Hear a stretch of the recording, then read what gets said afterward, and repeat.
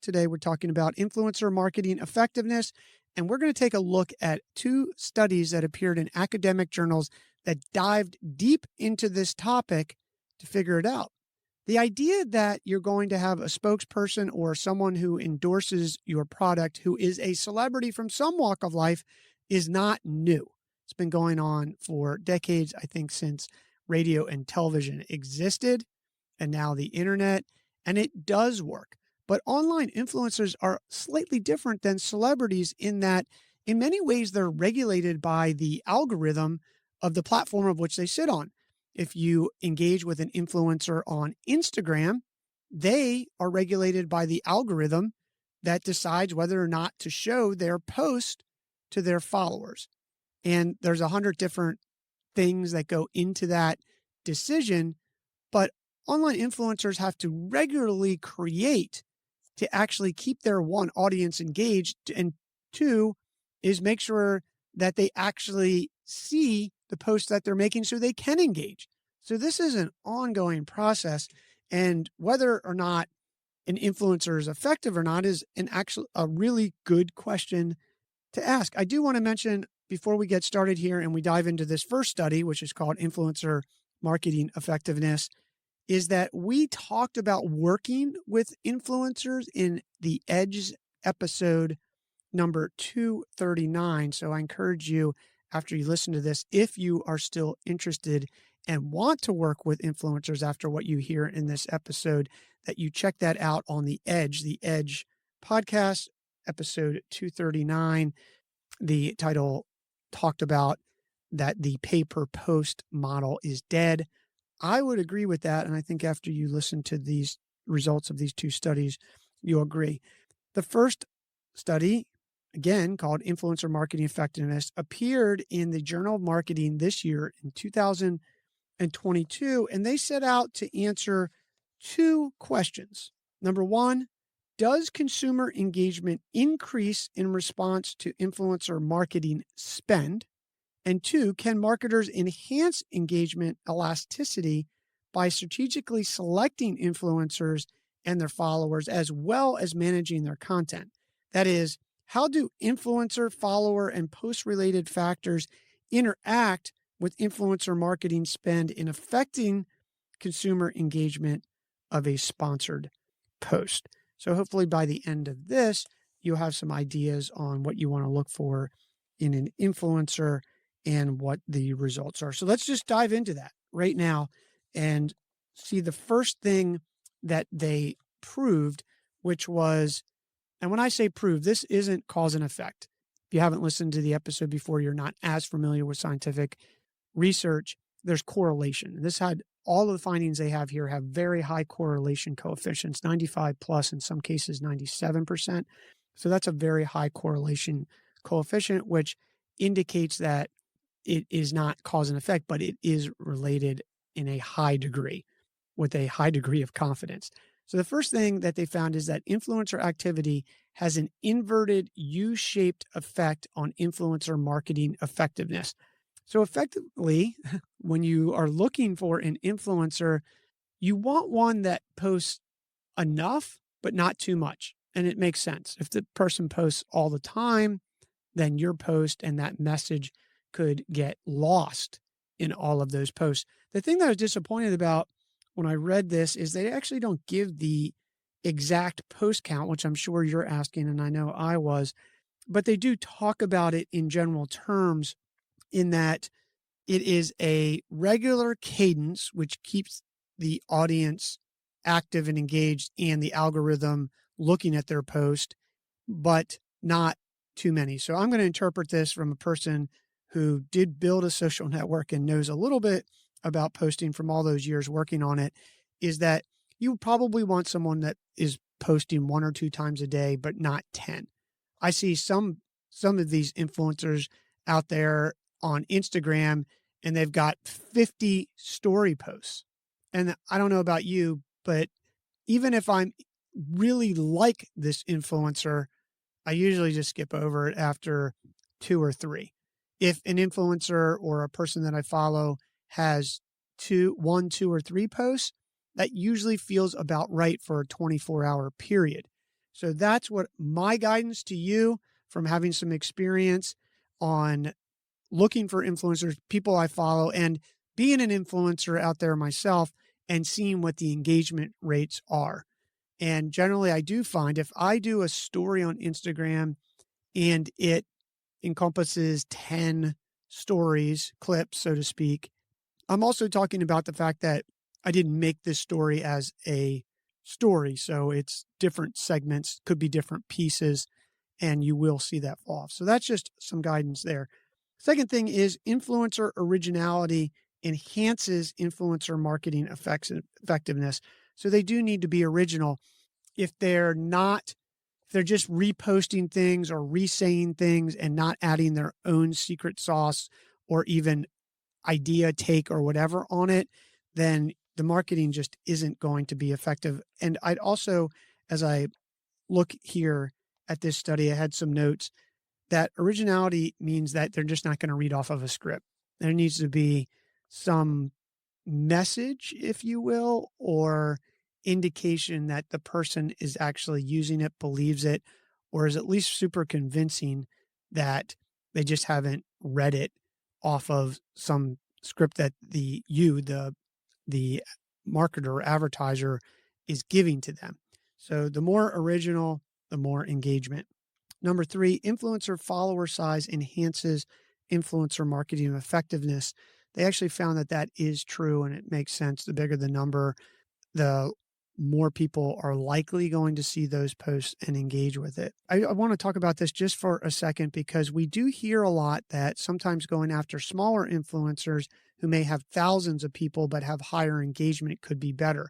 I encourage you, if you do work with influencers, to get screenshots of their engagement levels because it's just a simple math equation. If someone has 100,000 followers and their engagement rate is generally 1% of that, then you may be doing better with someone who has 20,000 followers and is getting a 30% engagement rate because they're posting original stuff. It's novel, it's funny, it's something. So you definitely want to take a look at that when you talk about influencer size. It's not just one dimensional, it's also engagement of that following. So make sure that you take a look at that. The fourth thing they found was follower brand fit has an inverted U-shaped effect on influencer marketing effectiveness. So this was an interesting one for me because what they're saying is that if you pick an influencer that is so on target, then you might not have as much effectiveness with that influencer promoting your brand. And that's because the person may get tired of it. They've heard the same message. It's such a fit that it's not novel, it's not new, it's just the same old stuff. So your message could get lost. So that's an interesting take on that. You want to be careful. You hear sometimes people out there promoting and say, oh, you want to look for someone who's the exact fit. Actually, the science says and the research says you do not want to look for the perfect fit.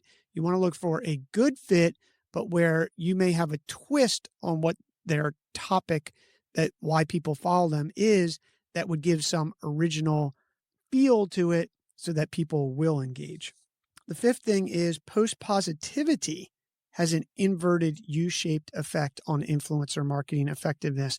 So you actually want the influencer to be fair. And I wouldn't say they necessarily need to be critical, but it can't all be positive. Just think about yourself. I don't know about you. When I see these people out there and they're promoting the crap out of something and I don't hear anything that would be critical or something that it's not that they hated, it's just they wish that they had, it just comes across as more credible. And if it just comes across and is tipped over to a sponsored ad, then it's actually not as effective. And we'll elaborate on that in a minute, not a second here, but a minute when we look at this second study that actually talks exactly about that, comparing a sponsored post to an influencer post. So you want to be careful about what that is, and you want to coach that influencer on, I guess, what you want the post to feel like to the audience. The sixth thing is sponsor salience enhances influencer marketing effectiveness. So interpreting this or defining this means the extent to which a sponsor brand is prominent in the post. So you want your URL, your your whatever address that you're going to give so that people can actually find you to be in the post, but not all over the post. Again, this builds on the last point that they proved, which was, or hypothesis that they proved, which was around the post positivity. There's a tipping point, and that tipping point is something that they don't define in this study in the sense that they were able to measure that, because that's probably truthfully a whole study unto itself. So I would say that you've got to maybe even have the influencer practice your message, because if it comes across as too hard of a sell, it just doesn't work as well. And the seventh thing that they found was that new product launch posts enhance influencer marketing effectiveness, or in what they found after follow-up is that it actually reduces it. So let me talk about this for a minute, because I've been inclined to do this too, is to have an influencer or an endorser come out when I'm doing a product launch.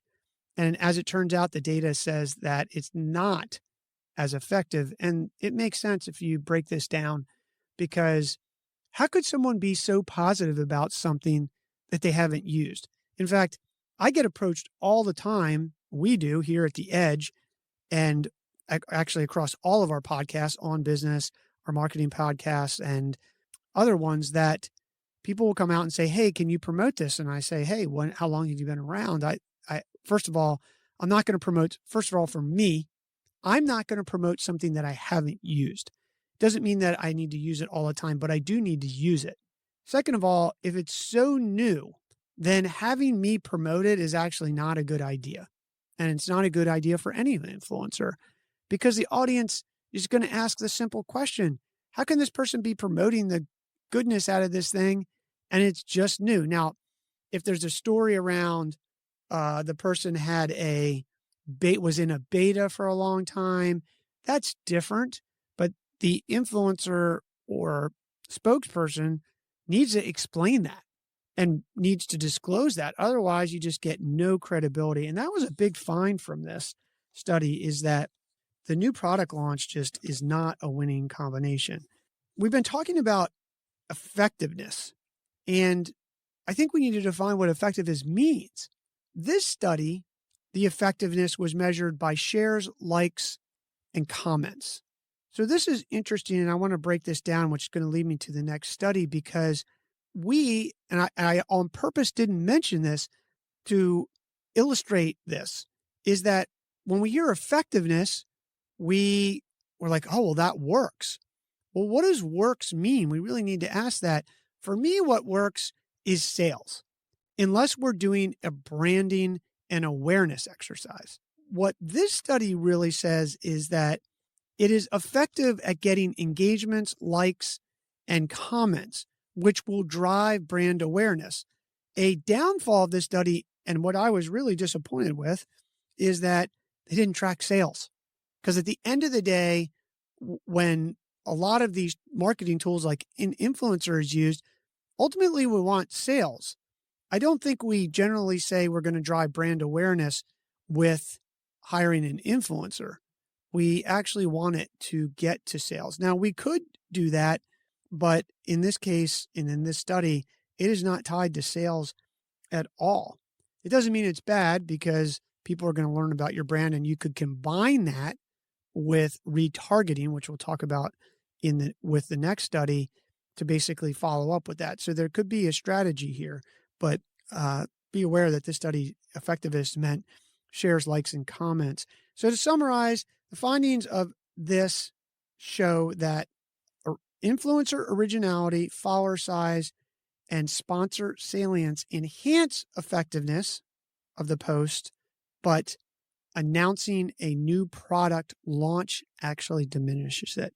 So that, and I'll put this link to the study in the show notes. The study is called Influencer Marketing Effectiveness. Again, it was in the Journal of Marketing in 2022 this year. The second study we are going to look at was a study that was done in Nigeria, of all places.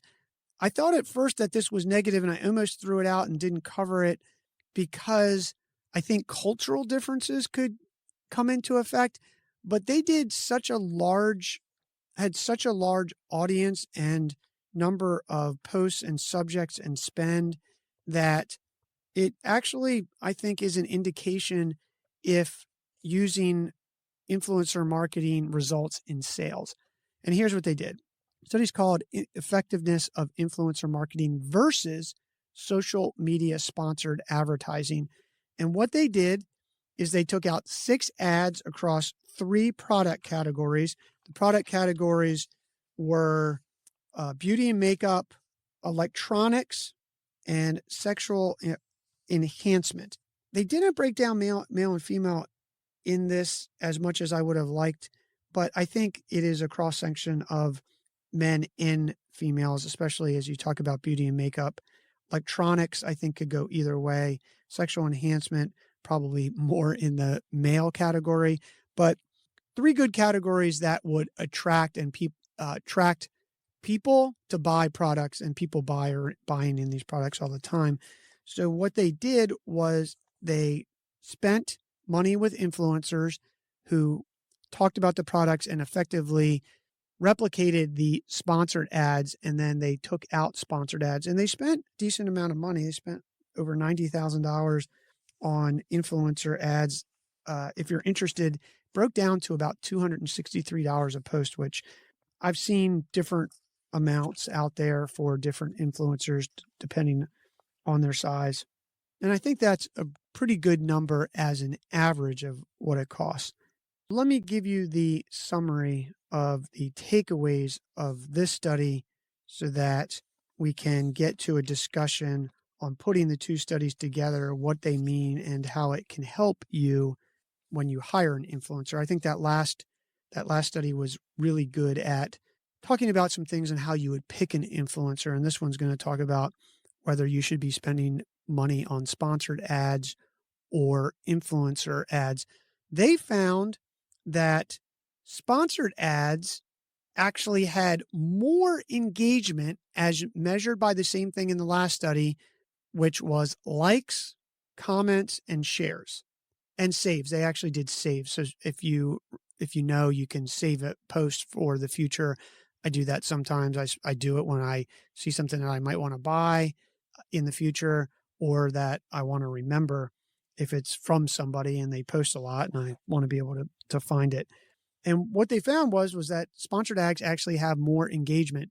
We found that with some of the ads that we've done ourselves as opposed to the influencer. I think one of our ads on Facebook and Instagram has 3,500 likes and hundreds, if not thousands, of shares, which always sort of shocked me a little bit. But turns out that sponsored ads are more effective at generating engagement than influencer marketing posts. Second thing they found out, which is the most important, is that to me, and I hope to you, influencer posts generate more sales, which tends to make sense because that's the whole premise of having a spokesperson. It lends credibility to your product. These followers are following these influencers. They trust them as long as the influencer isn't doing hard sells or basically selling themselves out, so to speak, and pushing things too much and becoming more of a salesperson than an influencer in their niche. The results were compelling, and they did do their experiments on Instagram and Facebook. So even though it was in Nigeria, it's still relevant to the platforms that most of you listening out there are on, whether that's in the United States, Canada, Europe, Australia, and New Zealand, which is where most of our listeners come from right now. The third thing that they found is that when social media users save a sponsored post, they save more from the sponsored post than the influencer. However, they did do a follow-up with the people who saved post, and it turns out that 56% of those who were exposed to the social media influencer advertising message stated that they intended to purchase at least one of the products in the near future as soon as they could afford it, while only 32% of those that saw the sponsored post and saved it said the same thing. So it is very clear from this study, and I'll put the link in the show notes because I'm summarizing it here. It's, I don't know, 14 pages long, has some good information, but these are the main highlights, and the takeaway from it is that influencer marketing results in more sales. I will say that the sales of the influencer marketing do come at a peak, which makes sense because the post only lasts so long versus the sales of a sponsored ad, which sort of are over a longer time period. And just so if you're wondering how they track this, they actually had phone numbers and different phone numbers for the different ads, and that's how they were able to track where the sales came from. I think the interesting part here is that we can take both of these studies together and combine it into an influencer marketing strategy with one, if we're trying to drive, if we're looking for engagement, meaning likes, shares, and comments, which would really be around brand awareness, then sponsored ads do that. If we're looking to drive sales, then influencers are better for that. And then going back, which you can rewind and going through all of the characteristics that first study, influencer marketing effectiveness, talked about as it relates on what you want to look for when picking an influencer. It's not quite as simple as just going out there and saying, "Hey, I think this person is a fit for our brand, and they have 3 million followers, and we're going to pick them," because you really need to study them. You need to follow them, and you need to deeply understand what their message is, because just going to a marketplace, which can be common these days, and saying, "Oh, I'm going to pick that one because, it gives some highlights." I really encourage you to follow them and get to know them to make sure that they're a fit for your brand. Again, the two studies, put the link to them if you want to download them. They have PDFs worth reading, in my opinion. Influencer marketing effectiveness and the other effectiveness of influencer marketing and social media sponsored advertising.